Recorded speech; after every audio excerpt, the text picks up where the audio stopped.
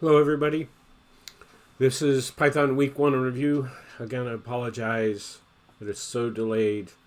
In all transparency, I've always done stand-up instruction in front of the students, and so there's been a big learning curve for me as far as how to go about preparing videos, and then editing them for the inevitable gaffes and goofs and stupid stuff that you'd ignore in front of the classroom, but in a video doesn't play so well.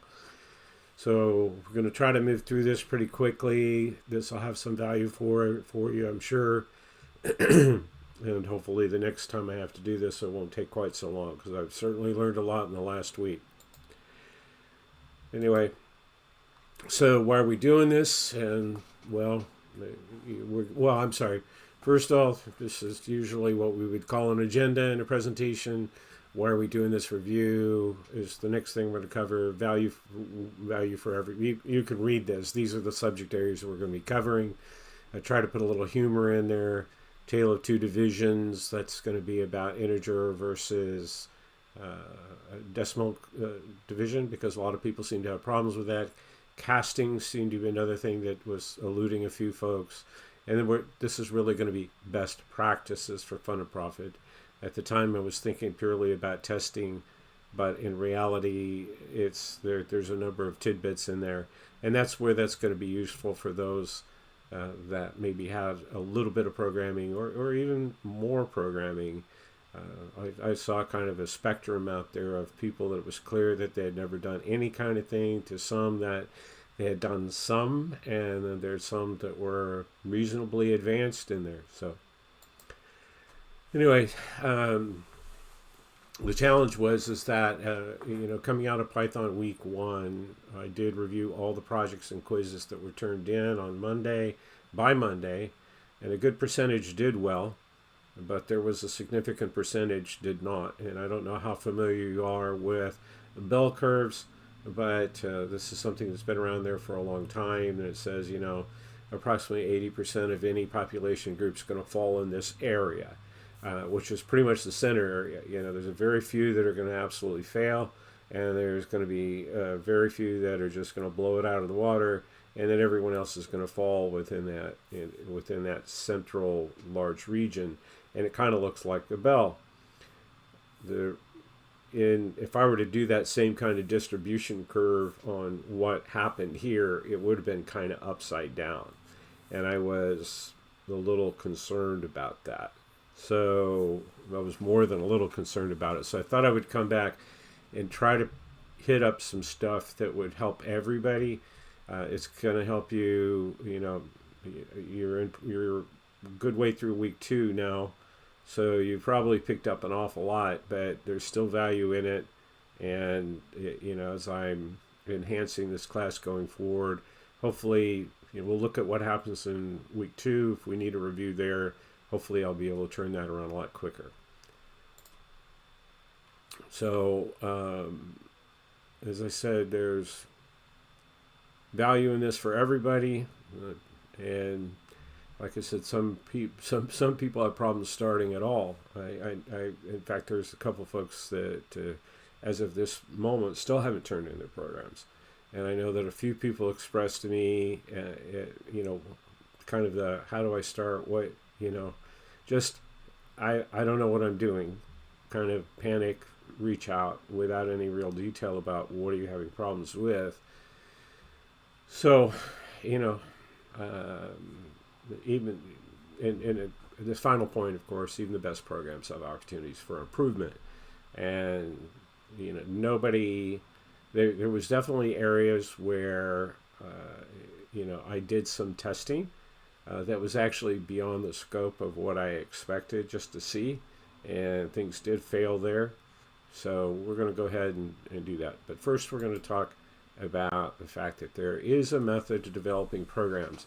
And so this is for those folks that have not previously done programming, or for those of you who are inexperienced, and maybe you're sitting down and coding.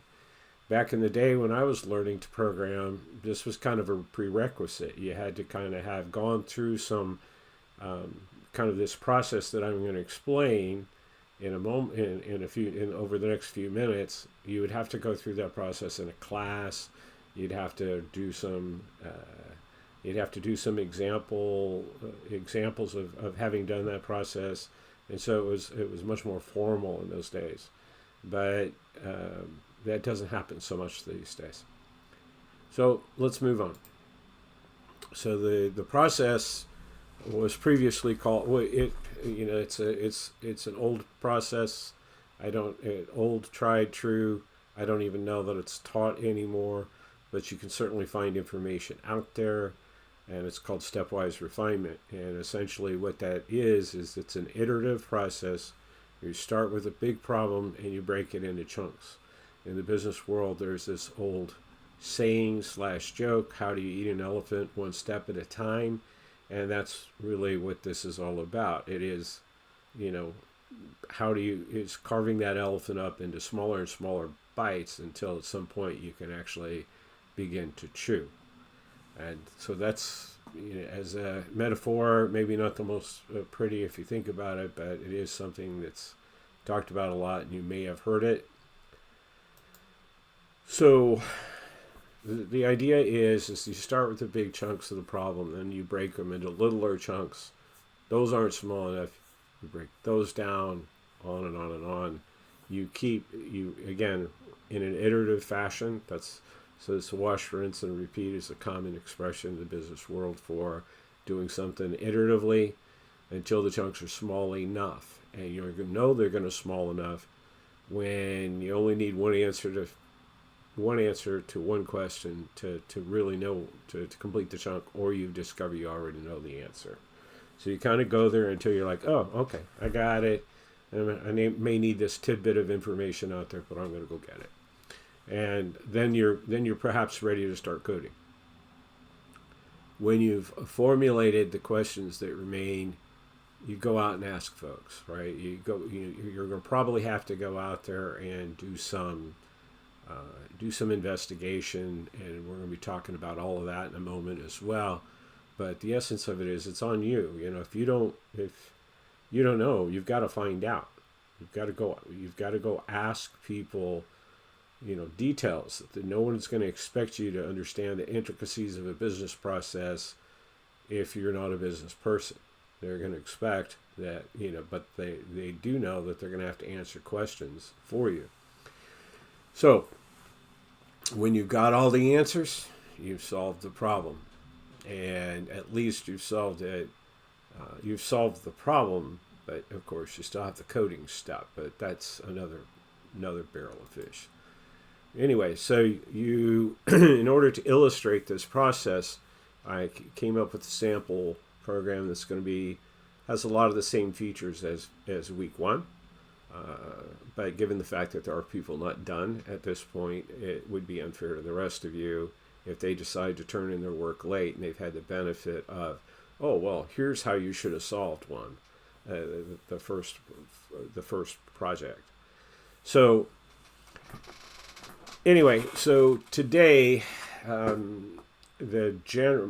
many organizations, perhaps most of them, have turned to a development style called Agile, where you actually, rather than develop one big program, you start sending out pieces, functional pieces. And why is that? Well, in the early days, when I started programming, and even before that, there was a methodology called the waterfall methodology. And that was, you go through this stepwise refinement to figure out all the things that you need to do, and out of that comes all of the questions, and out of those questions come a lot of answers that will be things like, well, here's the requirement. This number has to be between 1 and 100, and it can never be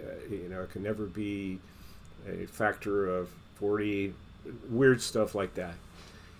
And then oftentimes, of course, it's going to be less mathematical and more along the business lines. This data field never goes with that data field, or if this condition exists, you use that data field versus this data field.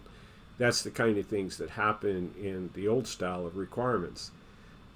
But the challenge with that was, in those days, we would deliver programs like every 6 months, if people were lucky, 6, 12, 18 months to produce a program because of the detailed uh, analysis and requirements building before we ever got to coding. And so the challenge is, as businesses evolved over the last couple decades of, with the rapid innovation that has been fueled by technology, no one can afford to wait 18 months to get value out of a program, because by the time 18 months have gone by, it may invalidate the need for the program.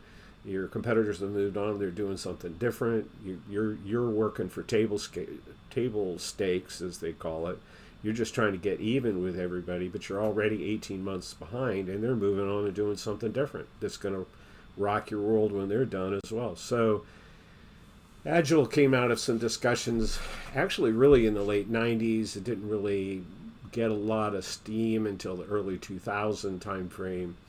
And it came out of a document by a group of big brain thinkers on programming called the Agile Manifesto. And I'm not going to go into the details of that, but what it really came down to is, to summarize, let's deliver smaller chunks faster. And there's a whole process behind deciding what chunks are we going to decide, and and the like. But in general, they deliver some functionality anywhere from 1 week every week to maybe every 4 weeks. And in fact, in real heavy duty companies that have a ton of automation in this whole process, they may continuously be delivering, if you look at the Googles and the Amazons and everything else, they're constantly making changes in the code daily. They're making changes in the code. Oftentimes you don't see that, and it may not show up in a change notice to everybody, but they're doing that. And so Agile's driving that. So this is going to reflect more of the Agile style, because it's more likely what you're going to encounter is if you graduate and go into this kind of thing. So anyway, it starts with a user story. In this case, we need a program to determine whether it's cheaper to mail our Christmas presents in one big box or separately. As an aside, for color, as they call it, or context, if you will, this actually came from something that happened to me last November when I was sending Christmas presents out. I purposely selected lightweight items, and we'd wrapped them up really pretty with nice big bows and everything else. But they weren't very heavy, so thinking it would be much more convenient to carry in one box and send it. Of course, what I did was I piled it in a larger shipping box with plenty of padding and all that kind of stuff, so the bows wouldn't get crushed. And I'm carrying the box out, and it was like, this is not very heavy. It's maybe 10 or so pounds is what I was thinking. Take it, and I'm thinking, well, probably somewhere around $30 or so to get this thing sent off to Virginia from Texas. And I get in there, and he puts it on the scale, and he measures it. And I've seen that before. I never thought much about it. And he measures it all, and I'm just assuming to make sure it's just not too big. And I can eyeball it and say, nah, it's not too big. It's not that big a box. And then he tells me it's going to be $90-something to send it. And this is not express or anything else. This is just regular ground. And I was shocked. I paid up, and I walked out, and I'm looking at the receipt, and it says that the actual weight of that box with all the boxes in it was 11 pounds. And however, the dimensional weight was something like 31 pounds. And that's where I got the $90-something bill. And I didn't understand what dimensional weight was, and I wasn't going to argue with the guy about it, because he probably doesn't completely understand it himself, the clerk at the counter. Maybe he does. So I went back and I researched it, and this link you see here is one of the articles that I read, and it's good and short, and it'll help you understand a little bit more than I'm going to go through right here.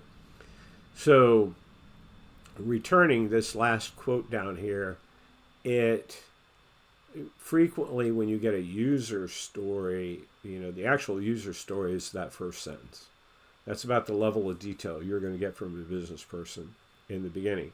In between you and the business person frequently are business analysts, and these are people that understand their part of the business pretty well and understand technology pretty well. And essentially, they're there to act as translators.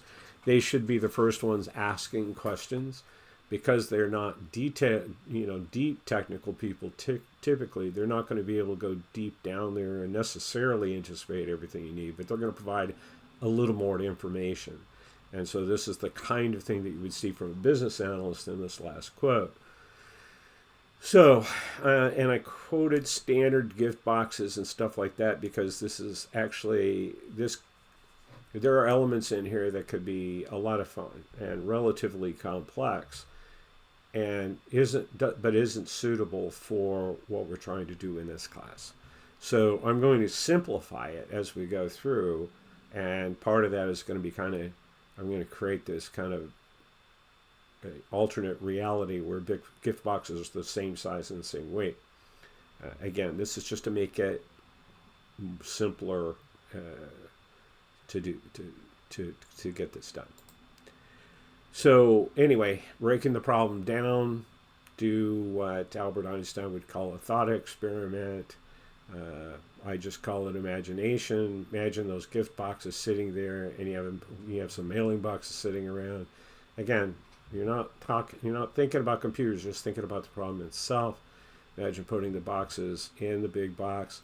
Begin to think about, okay, well, does position matter? Particularly considering, again, this is where I recognized that this was going to be more complex. Okay, clearly, in the real world, as in what happened last November, the boxes that I was putting in the big box were all of somewhat different size. And so that's going to determine the order and spacing and how much space you have within the box that's filled with packing and all that kind of thing. So anyway, so do I need space for cushioning material, blah, blah, blah. So, at this point, you're probably, again, we've already kind of covered this point, but, originally, when I was, for up until, I don't know, probably the last 20, maybe 30 years, up until the last 20, 30 years, the Postal Service had a maximum size, and then they charged you by weight, and that's the way it was. There wasn't anything else.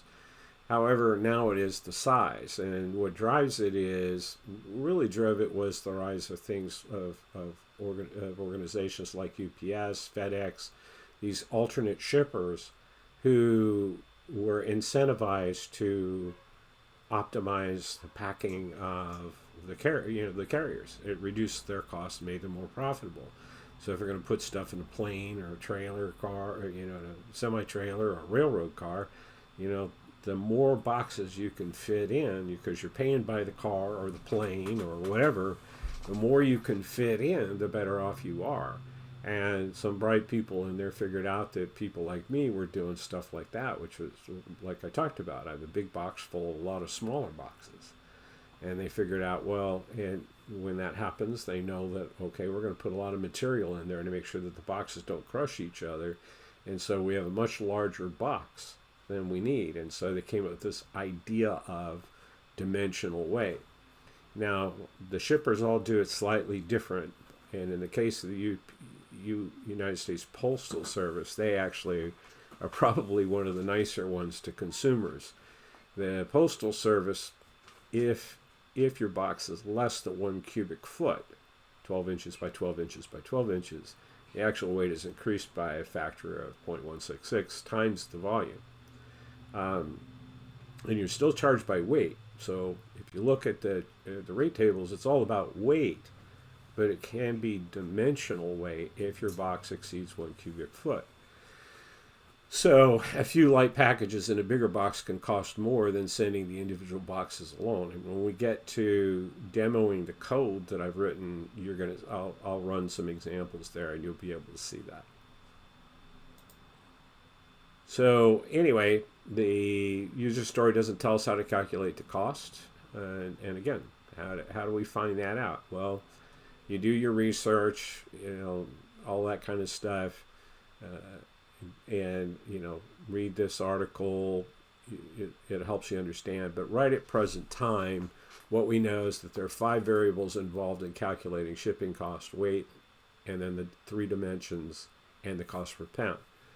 The first 4 are going to be in general for a program with utility. Those are the kinds of things that we're going to be asking the user for. If you think about it, that's the way it works. I mean, when you go to a UPS store or whatever, they're going to measure it. They're actually the user of the program. They're going to measure and weigh your package. And then the cost per pound is probably not something that they're putting in at the terminal. It's probably something within the program itself where they consume the Postal Service's rate charts, and when those rate charts are updated, it updates the program and all that kind of thing. So, your guy at the UPS store doesn't have to understand what the current rate costs are for the various different types of shipping. So anyway, again, to make this simple, we're only going to concentrate on the USPS right at present time, and we can find that stuff out on the internet. Of course, they have the rate charts on the internet. So summing it all up, programming is very much like being a detective. You rarely have all the information needed to start. You will have to seek it out and ask questions. And so, again, we have these 5 variables. We know that the cost will be something like cost per pound times. We know that if a box is greater than 1 cubic foot, there's going to be some costs per pound times dimensional weight. Below that will be cost per pound. What we don't know is the actual rate. And again, we don't know, based on the user story, we don't know how many standard gift boxes will fit in a standard shipping box. So we're going to come back to this example later. What we're going to do here in a moment is we're going to go through a discussion and kind of a demo of the 2 types of division, or really mostly about integer division to help people that have been struggling with that. And we'll come back to this. We'll do further breakdown of the problem, and then we'll kind of move into code, and we'll do a demonstration of the code. That's what's coming up. So look forward to seeing you there. Well, let's just get to it. So when I was in grade school, back when we were using clay tablets and the like, we started, probably 3rd or 4th grade doing division like this. Let's say 17 divided by, this is pre-computers, or pre-generally available computers, 17 divided by 4. Okay? How did we actually calculate it in those days? My guess is you probably didn't do it this way, so this will be weird and antiquated and everything else, but this is the way I learned. And it seems that each generation has attempted to teach a new way of learning mathematics. But this does pretty well describe where I think a lot of people are having problems with the integer arithmetic and modulus and all that kind of thing. So let's take a look at this. So in those days, again, when I was pretty young lad, probably 3rd or 4th grade, somewhere in there, maybe even 2nd, we started working on division. And so we would take this problem, we'd write the number down, we'd put it into this bracket like this, and then over here we would say, and we put our divisor in here. So I guess that would be the dividend and then the divisor.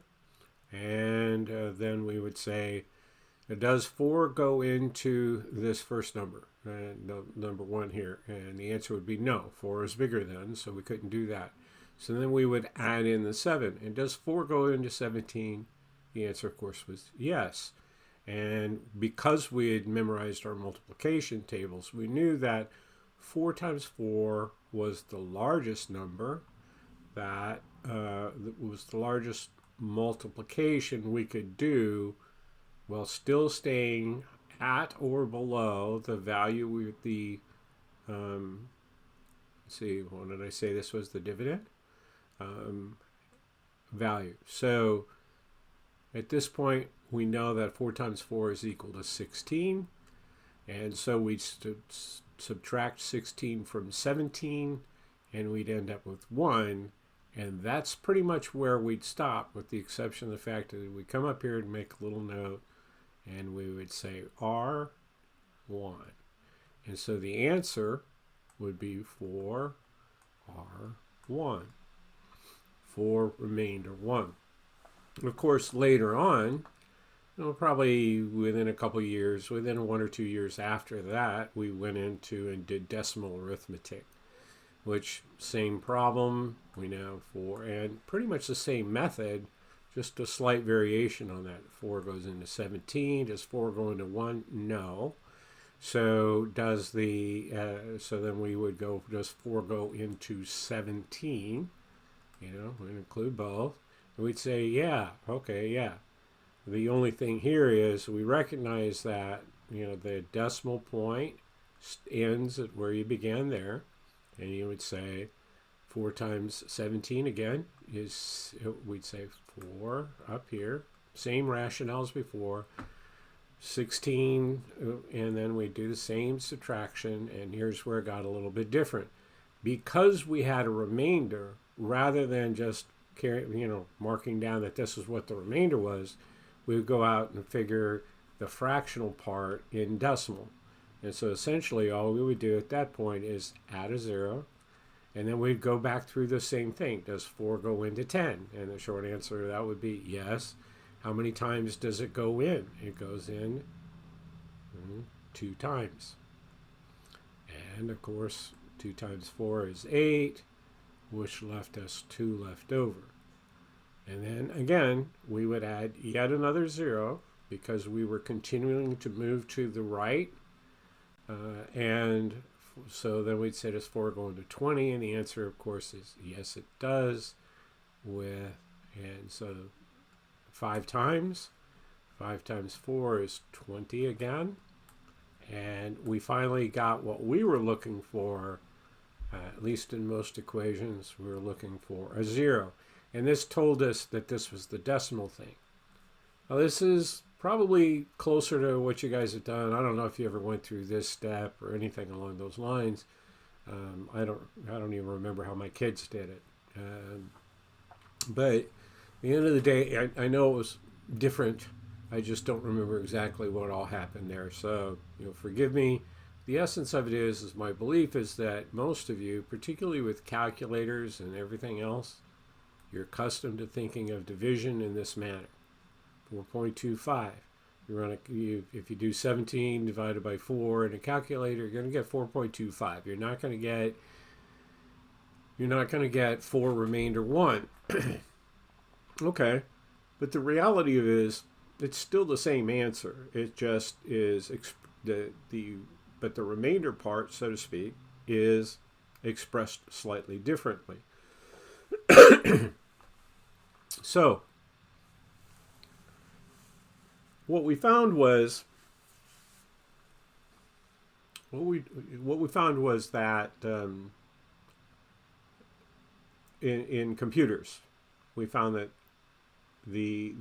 this particular this remainder capability expresses a whole number is useful, and is useful in things like graphics, and in say encryption, where we are going to actually go out these to, and in fact at the basics of a lot of random numbers generator schemes are in fact this remainder thing, but not expressed as a decimal, but expressed as a whole number.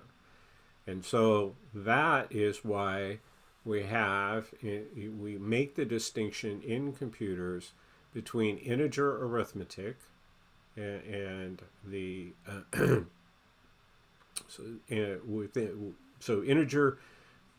integer division is different in computers. It is and it isn't. We just have different symbology, different operators is the correct term, with slash being the operator for regular floating point division, and slash the operator for integer division. And then we have this other operator out here that you don't need here called the modulus, which is, we use the percent symbol for that.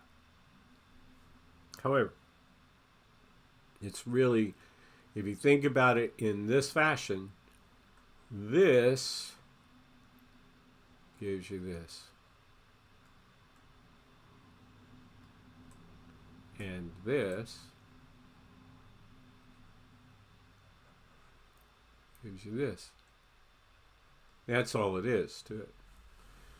Now, I'm not expecting you to learn how to do this kind of division. That's not important. It's just an easy way for me to illustrate what's happening there.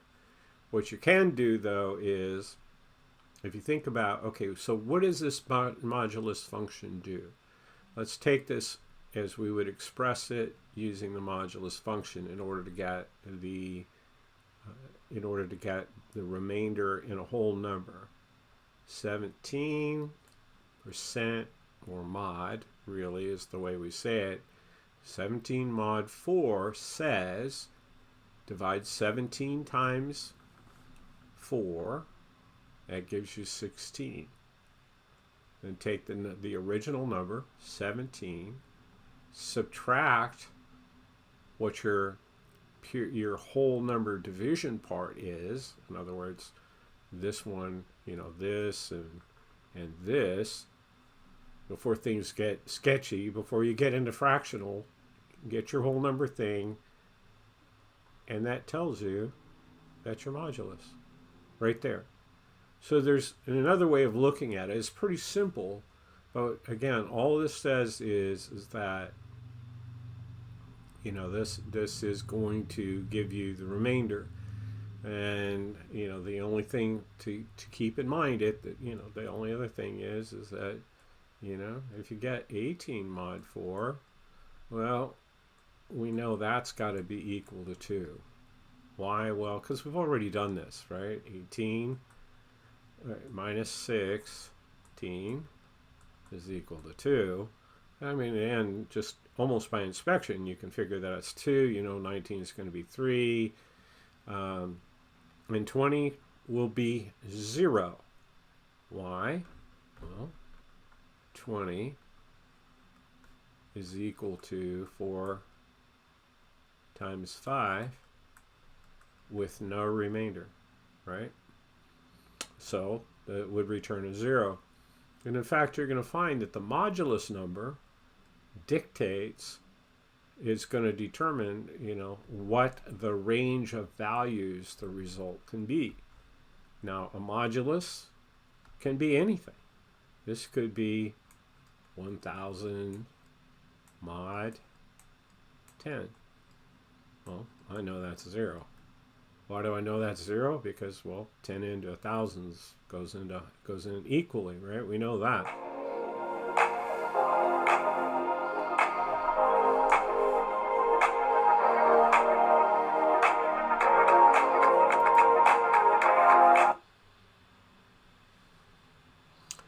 So, back to our program.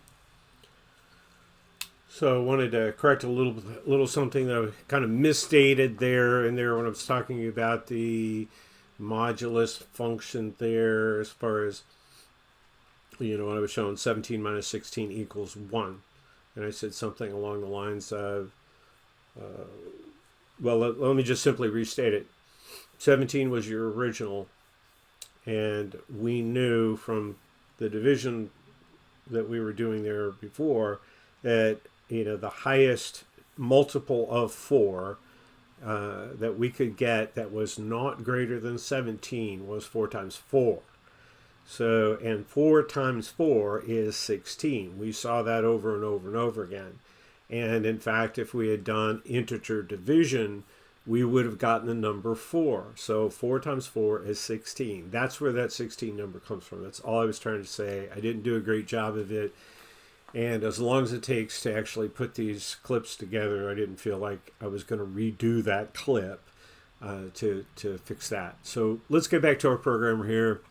So based on what we've learned so far, let's begin to write out the steps. Again, we're not going to do code yet. We're going to use sentences. We're going to ask the user for the number of standard gift boxes, and we're going to begin to do things. I'm going to begin to do a lot of assumptions and putting stuff together as we get closer to code. And I'm going to do that simply because this, as I mentioned before, this could be a cool, fun project to do, but it's far beyond the scope of what we're going to do in this class. I may take that to another class someday and just play with it, because there's all sorts of fun stuff to do with this one. But that isn't what I wanted to do. I wanted to have something that was kind of like your original project, but not exactly the same, because some people are not done yet with their project. And so, it's not like I wanted to give away. That wouldn't be fair. But I also wanted to make sure that, trying to make sure that everybody's got a shot at this is to go back and, kind of clarify this. So for those of you that got, a grade, and you think you've got something, you've got a really low grade, and you think out of this you can greatly improve your grade, feel free to go back, tackle the project over the weekend, get it to me by Monday evening at 11:59, and I will rescore it.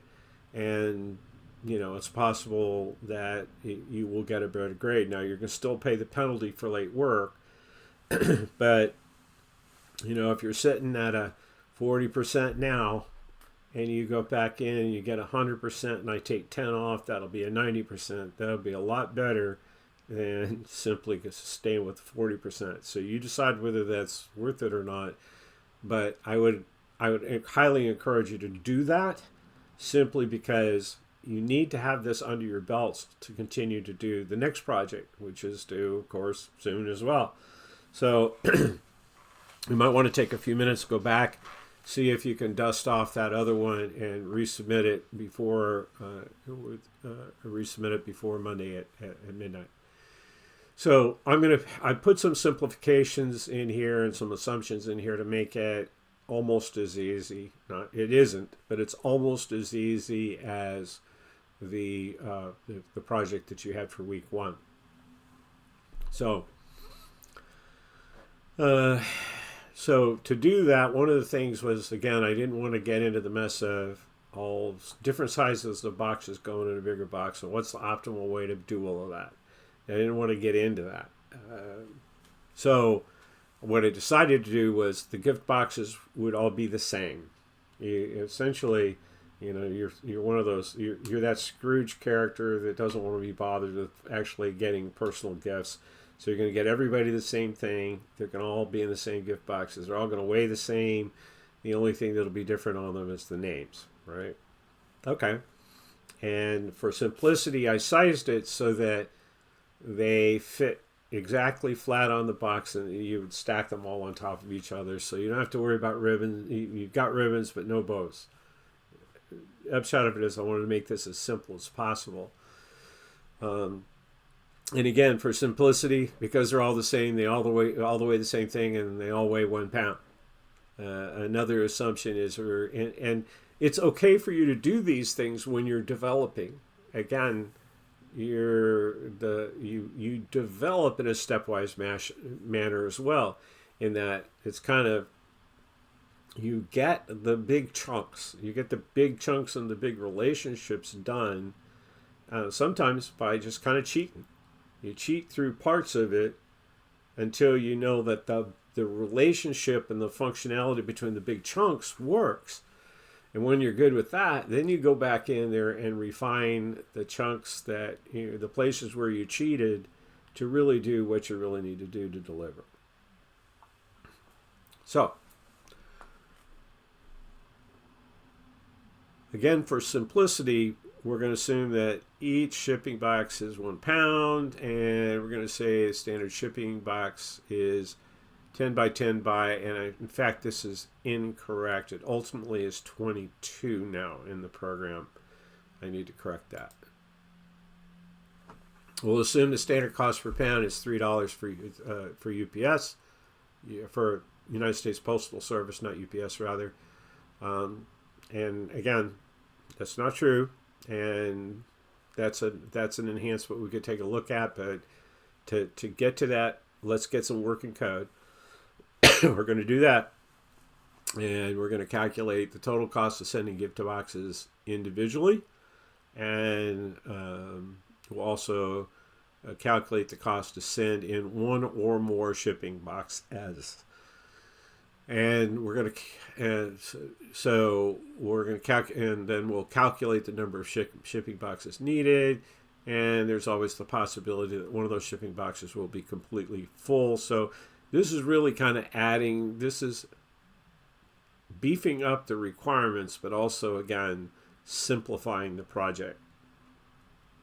So we're gonna have to calculate the cost of the partial box as well. Now, given everything that we're at, is every shipping box is going to weigh the same, and is actually going to cost the same. Every full shipping box, rather. It's only the partial that's really going to cause you any variability in there. So keep that in mind. So now the big thing I want you to understand is, so now we're going into that next level. This refers back to step 5 in the original one, where we're talking about we needed the total cost of sending the gift boxes individually. So how would we do that? Well, we got, this is kind of reflecting the final thing would be ask for the length, put it in a variable width, put it in a variable on height. So you got the three variables, and you got those all from the input statement. And you're going to see that in the code when we get there. You'll see how to do those inputs in the code. You ask for it from the user. And then we're going to calculate and we're going to calculate this and put it in a variable for later use. We're going to use the volume. And you'll begin to see the value of having variables soon, because we're going to end up using that volume multiple times. In fact, there's going to be more than one volume, and you're going to use the different variables for volume more than one time. We're going to check to see if the volume is greater than 1 cubic foot.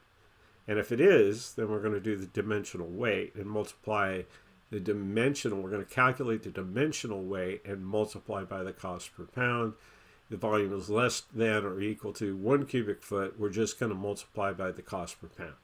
We're going to, again, ask for the weight and multiply by cost per pound. So the total cost is going to be the total cost will be derived in 2 or 3 above for the gift boxes. So how do we calculate? So this is actually more like 5.1. How do I calculate dimensional weight?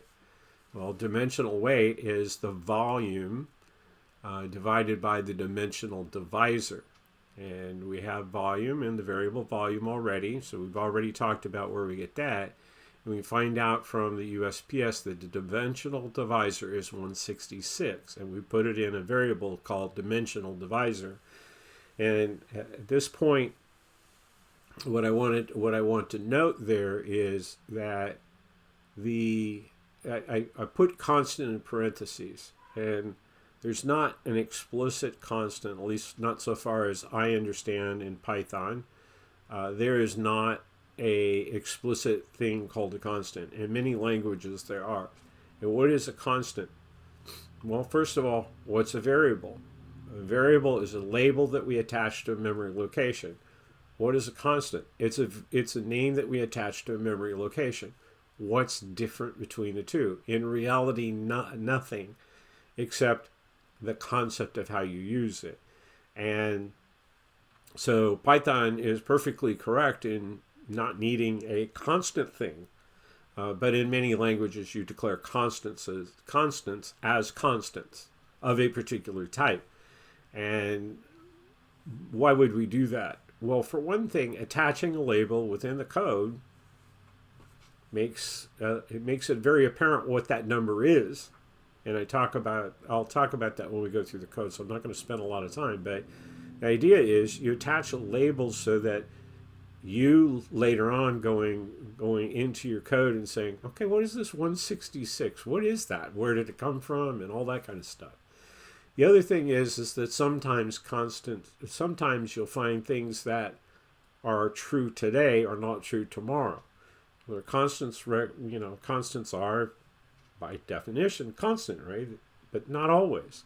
So take, for instance, the starting and ending times of daylight savings time. That was the same for decades and decades and decades.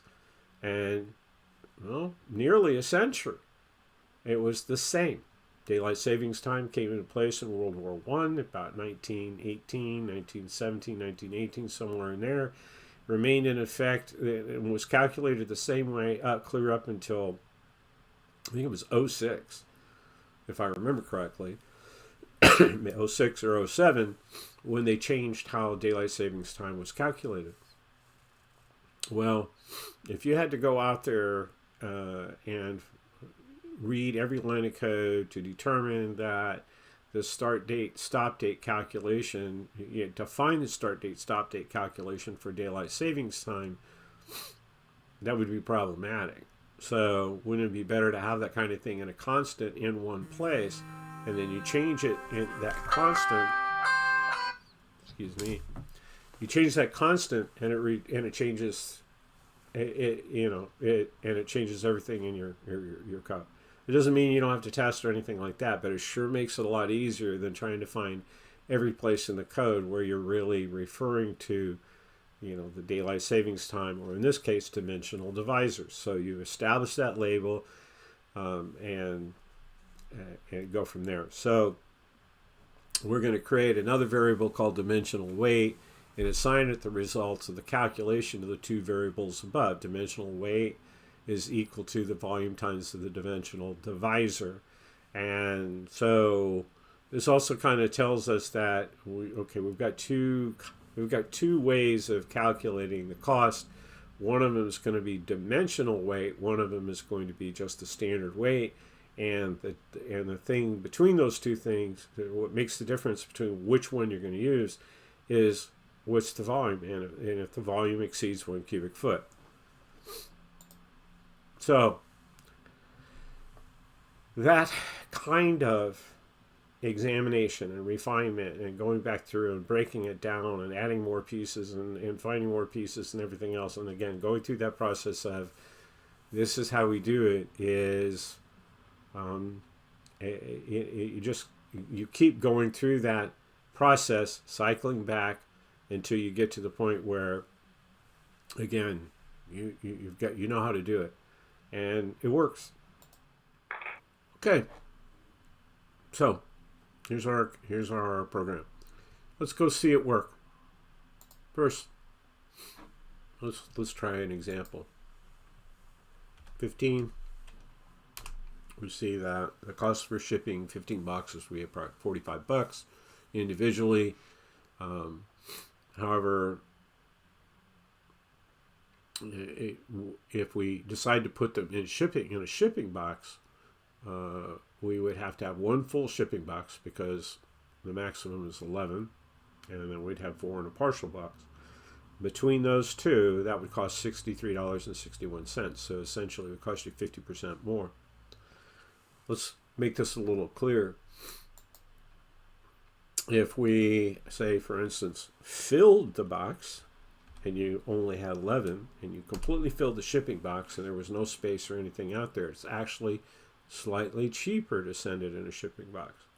However, if, and again, so if you're perfect and you do everything right, so this encourages you is no wasted space, for one thing. For another thing too, though, is make sure you're getting your full dollars out there. So make sure your gifts are heavier than a pound and all that good stuff. So although I believe there's a maximum weight on what they'll actually accept as well too. I don't know what that is, but probably 100 pounds or something like that. But regardless, this is kind of the concept behind it. But it gets even more remarkable when you do numbers like, okay, I only have 2 boxes. And if I send them on their own, $6. I send them in a box, it's in a partial box, $31.80. Okay? $31.81.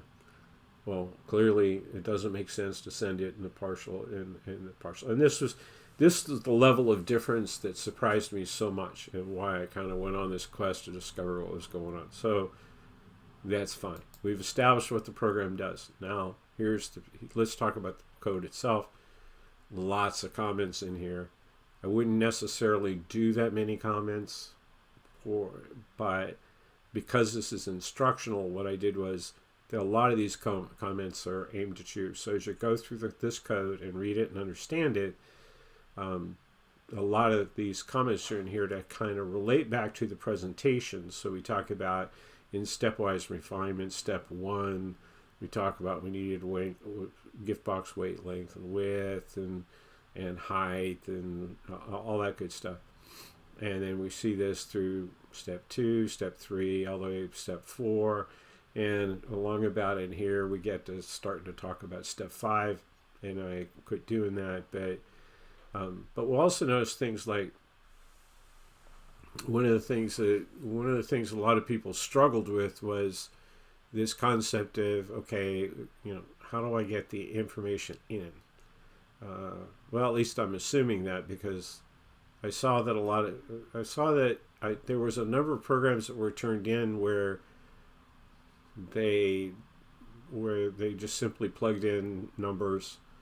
They had numbers within the code, but it didn't originate from the user. And the concept was you had to get user input. And it was covered in Micah's demonstration and everything else, but apparently people missed it. I'm hoping the second time around we'll get to see it. We'll get to see it in working code. But the essence of it is, whenever we're saying ask the user for something, we need to get something from the user. He used this input function. Okay. The other thing to remember about it is that's the input function, which is this piece of the code right here. All of that through this first parentheses is the input function. The second thing here, the int, is what's called typecasting. And what we're doing is and so why is that? And a lot of people struggled with that. It was clear to me you were struggling with that. Why do we have to have that? This is not unlike your integer or modulus function and everything else. I could just tell that they're based on the answers I was seeing and the regular failures of the questions relating to that they just weren't getting typecasting. To make it simple, when you press a key, a keyboard, a code is placed in memory. Okay, and so that when we say a string, it's actually what we're saying is it's a sequence of memory locations that have codes that are equivalent to the keys pressed. When you press the numeral 4, it does not store binary 4. It does not store 0100. It actually stores the equivalent, the binary equivalent of the decimal 34. Why is that necessary? Because we had to have a coding scheme for all of the different keys, or all of the different values of all the different keys. So, you have to have, for instance, on letters, you have to have an upper and a lowercase. And so 26 letters in the alphabet, 52 possible combinations, upper, lowercase. Then you get through all your function keys, you get through all your numeric keys, you get through all your special characters like $sign and ampersand and the delete key and all of those things. Every single potential value coming out of a key off of the keyboard has to have a code associated with it. When we talk about strings, it's those codes. And there's been standard codes, there's kind of standard codes for doing that for a long time. The most commonly used, almost universal now, is called ASCII. Well, there's another code scheme out there as well. But the typical keyboard keystrokes is what's called ASCII, which stands for American Standard Code for Information Interchange.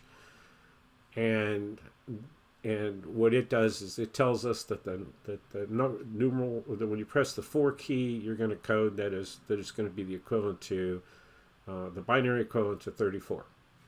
And 5 is 35, and 0 is 30.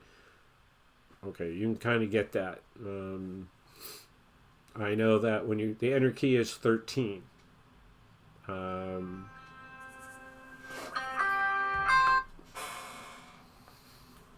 They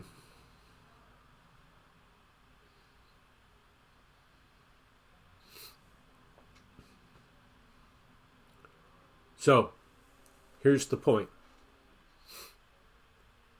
When you're doing your calculation, you want to have the value 4. What you're getting from the keyboard is 34. So how do we make that? How do we resolve that? And we use these casting functions to do precisely that. So that when we have this int in front of in closing the input function, then the input function executes, returns 34, which is the ASCII. If say we press the key 4, it returns 34, and or what will be let's go back to our example, our runtime example.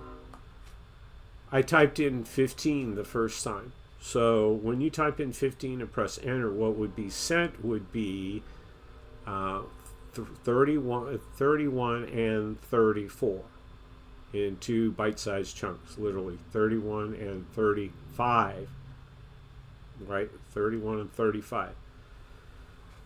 That is what came from the keyboard. And then the int function says, okay, I recognize this as a string, convert it to an integer. It knows how to do that. I'm not going to get into that. I know how to do it too, but we're not going to get into that. It's not what's there. The important thing is that what ends up in number of gift boxes is 0101. So that int takes 31 and 35, the binary equivalents, those 2 bytes, and it figures it all out and gives us back 15, which the binary equivalent of 15, and sticks that in the number of gift boxes. Okay? We have to do that because that's why we have things like typing. Typing determines how much storage is associated with it and the structure of the storage, what you can find in it, what it means, and it makes it possible for us to do things like these conversions back and forth. And we have to have those distinctions, because if we're just looking in the memory location, it's all binary. And so if I'm looking at something, if I'm looking at a byte and there's a 34 in it, am I supposed to interpret that as the numeral 4 or the number 34? And I don't know unless I have a type associated with that memory location. So that's what's going on there.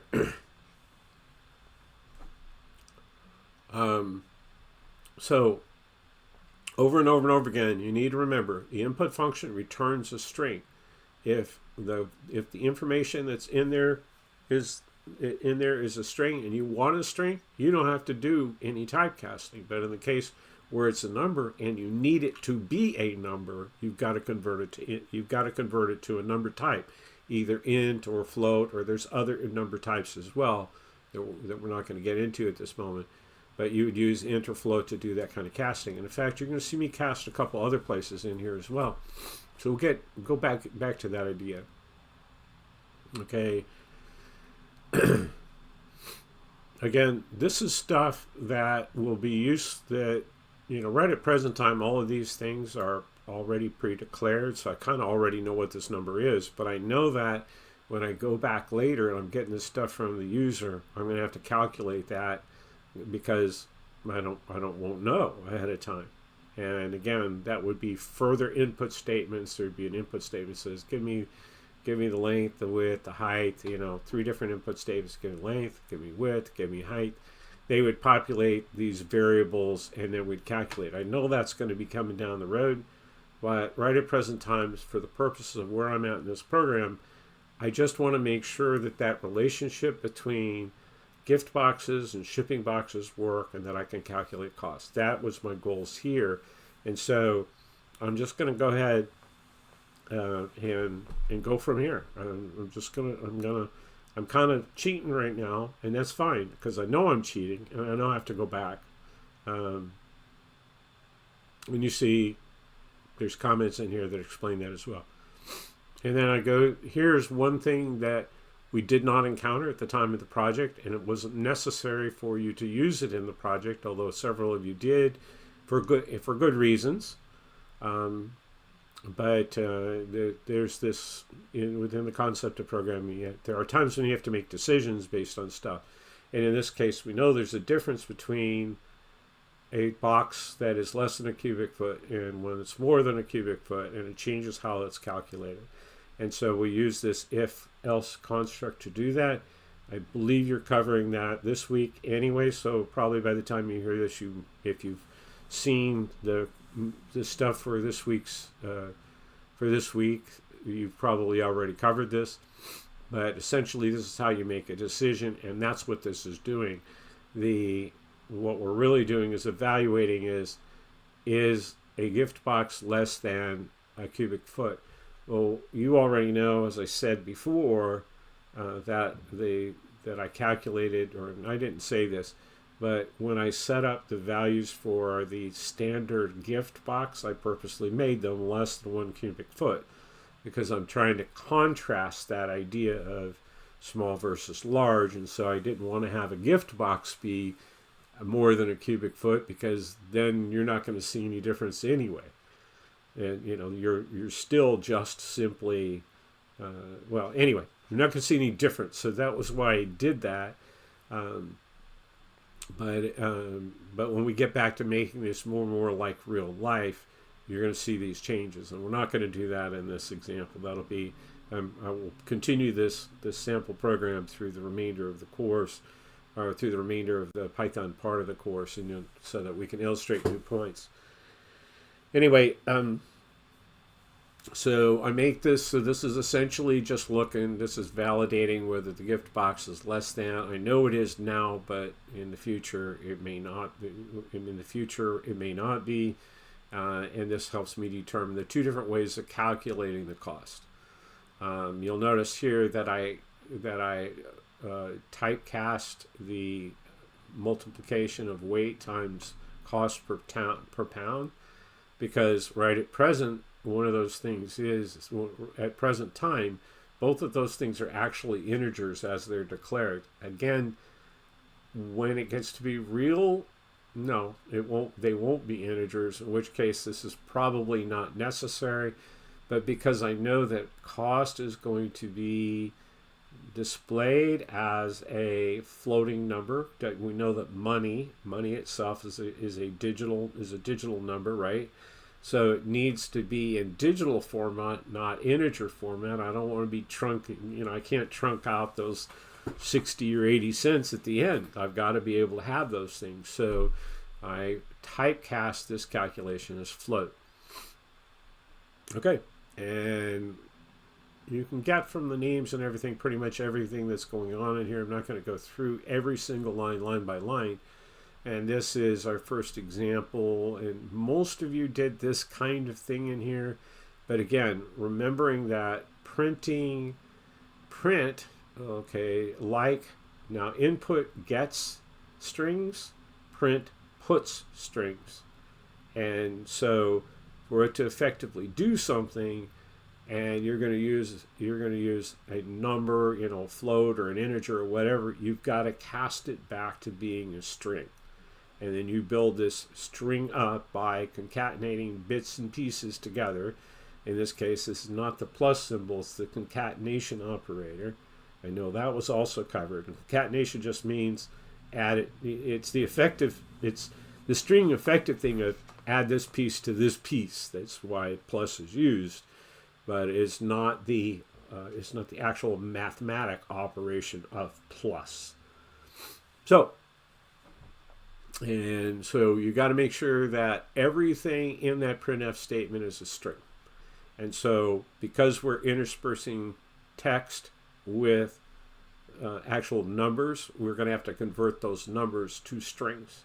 So it's the exact opposite of what we did when we casted from string to integer. We would do the exact opposite of converting the integer that represents number of the number of gift boxes, convert it back to a string. So it's back that number of gift boxes is 15.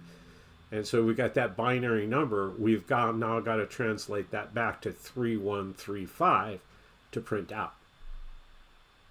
That's why. So you notice in here, a lot of people struggled over this integer thing. Hopefully the previous video will have straightened that out for you, so I'm not going to spend any more time on it. But this one here, this one also uses the example of the modulus operator in there. As I get in there, let's see. We had I know somewhere in here I calculate so number in partial box, and here we see here's the modulus operator right in here.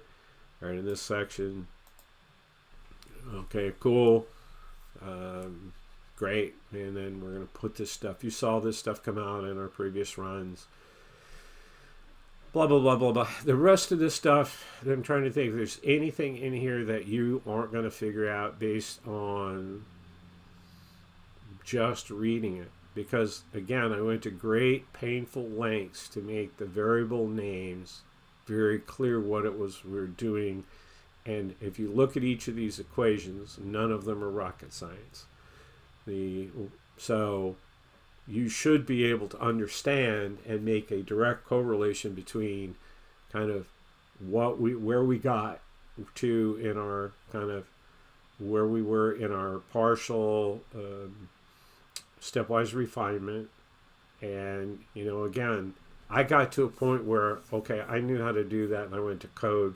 I didn't drill this all the way out into the presentation because that would have been laborious, and so I'm not going to go through this. All I can say is at some point I was comfortable that I could do it in code. There wasn't anything else that was problematic for me, so I went through and I did in code. You may need smaller chunks, and that's fine. Whatever works. And anyway, through that's really pretty much it in here that I'm thinking of that's going to make any difference to you whatsoever. So we're going to go ahead and leave it at that, and we'll go ahead and pick up the presentation. We're almost at the end. Into this home stretch here, folks, just a couple more minutes. So again, value for those of you who've got some experience, things that I hope you picked up as we got in here. Well, first of all, for everybody, stepwise refine as you code. This whole concept of stepwise refinement is a good practice to get into. Again, much like writers talk about building an outline and from there, or if you're going to prepare a presentation, you build an outline and then you fill in the blanks. Make sure it gives you structure to work with. Still continues to be a very good practice within programming as well. Highly recommend that you kind of establish this practice if you haven't already, and then write some code, test, correct, and replace your stubs with the refined code. Now, one of the things, wash, rinse, and repeat until you're done. Comment a lot, and you see a lot of stuff in there. Another use for comments that I didn't really mention that you would have saw in the code was there's a couple places in there where you've seen a print statement, and that was as I was testing. Sometimes I wanted to see, okay, where was I in the middle of this, and so this is one of the problems that and maybe Python has a better example, but integrated development environments, one of the things that I love about those things is, you can actually see the variables. You can put them down on a watch thing, and you can watch the variables change as your program executes, and you can execute it line by line. You can execute that line by line with Python, but in order to actually see what's going on in the variables, you have to print them. So you end up writing a lot of code that ultimately you got to go back and delete. So you'll see that there was a few places in there where I had done something like that, and I just commented out that line, even though it's a perfectly valid command. When you put the character in front that indicates a comment, it's not going to be executed, and that's essentially what a comment is. It's information that's in there that will not be executed whatsoever. So feel free to comment as much as you want. It's not going to make your program actually all that much bigger. In fact, when it gets to executable code, it's not in there. It's not in the binary at all. And so make sure that you comment a lot for yourself. And you may find that if you work for a coding organization, they'll have standard templates for the way that they want you to document parts of your programs and stuff like that. But at the end of the day, it's a good practice. Makes it helpful to get back to where was I, or more realistically, when you write code, sometimes code outlasts you. I wrote code out there 20 years ago or 30 years ago that probably still is in operation out there, and no one, it has my name in there, but no one has any contact with me anymore. Maybe they wouldn't know how to get a hold of me, but because it's documented and commented inside there, they've got an idea of kind of what it was that I was thinking as I did various different things. It can be very, very helpful to succeeding developers. And so a lot of companies require it. They'll require a certain level of commenting within your code. Just make sure you do it. Just don't, there's nothing worse than getting in to someone else's code and you find that there are no comments, and you basically find that it's a huge detective hunt to try to figure out what's going on, and then you put comments in the code to say, this is what I thought. But it can be a real mess to unload it. So do your future self and future others a favor. Comment a lot. Input. This is something that I saw very few people do, and it wasn't a requirement. The fact that you didn't have it in your code was fine, but there was even kind of like two levels to that. On the input, we told you to go. You went and got an integer, and the vast majority of you that managed to successfully get that done simply did kind of what you saw in my code there, and that was just simply an int. However, you can't assume, and this is going to be a brutal one. You cannot assume that the users are going to do what you want. And in fact, there's a whole branch of programming around exception handling, and there's a big skill set in testing to test exceptions. In fact, you have in today's world, there's even like Amazon and everything else have specific programming code that simulates, I forget what they call it, like 100 monkeys hammering at typewriters or something like that. I forget what they do, but it purposely attempts to put in outrageous input whenever you've got input to make sure it's handled correctly. So a number of people caught on to the idea of, and one of the tests I pulled on your project was I'd enter in -10, and for those of you who hadn't put anything in there, it gives you weird results, like instead of the correct answer would have been, I forget what it was. The correct answer would have been 2. Correct answer would have been 2. What I got was a -2 cars and 2 in the third car would have done it. Instead, what I got was -3 cars and -2 passengers in the partial car. Well, okay, if you ignore the negative, it's it's right on the partial, but it's not on the full. And so I haven't really sat through and thought why it did that, but at the end of the day is all I wanted to do was catch it. So you saw the if then or the if else statement in there. That would have been a simple check to implement, and several of you did that.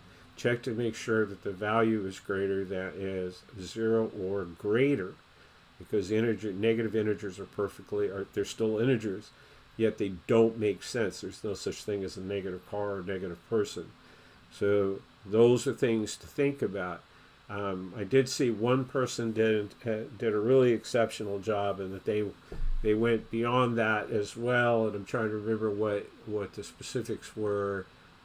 Check to make sure it wasn't negative, and oh gosh, there was what would be to make sure it put it, what if someone wrote, and I did this at one point in testing too, is you said how many, you didn't specify in the prompt that it needed to be an integer number, and so if someone's going to type in TEN instead of the 10, you would say, why would anyone do that? Well, my experience over the years is never discount what a user will do. They're likely to do something that you never expected. So looking for those things and exception handling are things when you really program, you'll have to consider those things. They're unlikely to be requirements that I can think of in here, but we might start thinking about how you would put those kinds of tests in. We don't really have extra credit or anything, so don't kill yourself on this. But I just wanted to make you aware of it. I also wanted, for those of you that did that, kudos to you. And I'm sure I gave it to you in your feedback and said, hey. But I also want to let everyone else know that, hey, these are good things to do. And then, again, give everything meaningful names with the possible exception of indexes. And I know you get into loops here in a little bit, and indexes are how you control loops. That's doing something repetitively. The thing about loops is you have to stop somewhere, and that means that you need to have some kind of index in there that says, okay, when the index gets here, we're going to stop doing it, whatever that happens to be. And so traditionally, that's where you use like a single letter. You use a single letter or variable. So almost invariably, your first index, you're going to start with some x, little x. I don't know why. I don't know where that started, but it's all maybe, it probably goes back to your algebraic days when you learned algebra. Your first variable that you ever used in algebra was an x. And so x and y and z tend to be things that are used commonly for indexes. And that's about the only time that you want to have a variable that might be just one character. You really want to have meaningful names. And they'll, again, as we continue through the course, there'll be more of this coming on. I appreciate your patience. This is longer than I intended. I hope you get some value. When I send it out later on today, I'm going to put some instructions in there as to how, I'll kind of give everyone a heads up as there's ways that you could use this. You don't necessarily have to watch all of it. I would recommend for those of you that had no idea how to start, watch it all. For those of you who maybe had one or two questions, okay, be judicious. Maybe you just, like if you had problems with integer division, I'll put the code out there, or I'll just put that particular segment out there for you available, and you can just look at that. Same thing with, how do you the code review itself, and you want to go back and just look at that and see what I did and take your time and go through that. That's fine too. I'm going to put those things out there to kind of give you your options. But if you want to watch the whole presentation, feel free. And thank you for your patience in sitting through this. As I mentioned at the beginning, I hadn't done this kind of thing before, so I had to learn a whole lot. I have a great appreciation now for what film editors and everything, those kinds of folks do. And, I've learned a ton. And I had some fun here. I hope you have some fun. It's a little, hopefully not entirely dry, a little bit of fun in there. Put some stuff around it, not just words on a page and not me rambling on. So anyway, appreciate your patience, and I'm sure that I'll be producing these things faster going forward and probably getting better. I'm certain that if you look at this compared to our intro, the intro video, this is quite a bit better. Again, thanks a lot. I hope you get something out of this, and we'll see you shortly.